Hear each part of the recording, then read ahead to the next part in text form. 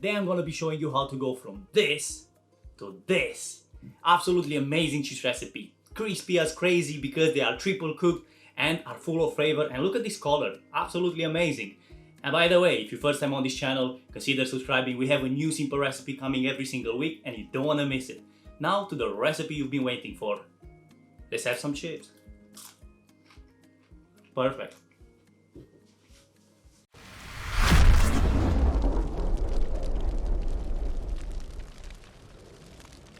As you probably heard me mention in my previous fries recipe that I baked in the oven, by the way, a really nice recipe that you can find on my channel, it's really important to choose the right potato variety whenever you make chips or fries. For today's triple cooked chips recipe, I'm using Maurice Piper potatoes. You need to make 4 cuts in order to get the potatoes from a round shape to a rectangle block. And don't worry if you have any potato skin left over on the chips, that will give you a nice texture.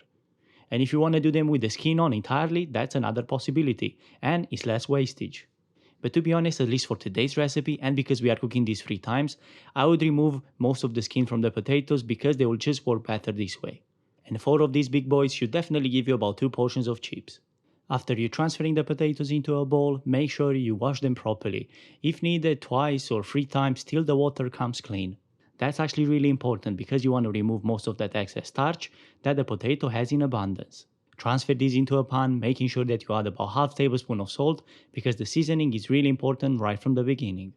In order to help the cheese maintaining their shape during the cooking process, I'm adding 1 tablespoon of white wine vinegar. I've explained the reason behind it in my oven fries recipe, so you can check it out on my channel. Boil the potatoes for about 8 to 10 minutes. You want them to be cooked, but you still want them to keep that potato chips shape. Just get a paring knife, choose some rounded potatoes from the pot, and if the knife goes through easily, obviously with a bit of resistance because they are not from mashed potatoes, then you are pretty much there. Although it's very important what you do during the cooking, same applies what you do in between. Now we are to leave the potatoes on the rack to cool for about half an hour. If you want, you can put them in the fridge to speed up the process. Obviously you don't want to get them in while they're steaming. Now this is the first cooking out of 3 done. The original recipe says that you should put them in a freezer for at least 1 hour, but I want to speed up the process because this is home cooking and you get pretty much the same results, so make sure you cool them down properly and that's pretty much it.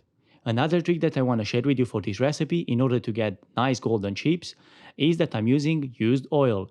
And I'm not talking about oil that's been used in excess or burn, I'm talking about oil that's been used once or twice. As this will probably happen to have some impurities into it, you can use a kitchen cloth and just pass it through that.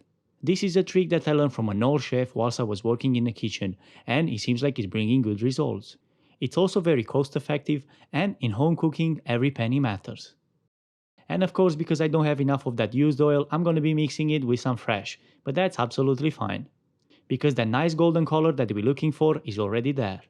If it happens that you have a deep fat fryer, then it's easy. But even if you don't, it's still easy because you can use a probe thermometer in order to control the oil. And you need your oil to be at 150 degrees Celsius. Try to maintain this temperature over the whole period of cooking. And by the way, this is the second step out of 3. This step is called blanching, so no much color is gonna get on the potatoes because this is the whole point of it. Lower temperature, less color. Now you want to fry this for about 5 to 8 minutes or until a light crust forms outside of the potatoes. After about 8 minutes you can remove the chips from the oil. Now leave them on a rack to cool down for about 15 to 30 minutes. Of course, you could cook them right away to a higher temperature of 180 degrees Celsius, but if you are patient so far, bear in mind that is only one more step to go. And in order to get perfect crispy chips, it's important to give some cooling time in between. Of course, I'm speeding up the video because I don't want to keep you here for half an hour, but this is a very important step that you should keep in mind. When you have the oil at 180 degrees Celsius, you can place the chips inside and cook them until they get a nice golden color. That should take about 8 minutes, depending on how thick they are. I believe at this point they are just about perfect, so let's get them out. And when you get them out, place them on a paper towel so all that excess oil is absorbed. Now another important step, seasoning, and you could go simple with salt if you want to, but I always want to add something extra. So apart from some salt, which is kind of crucial, I'm gonna be adding some grated parmesan and a touch of truffle oil.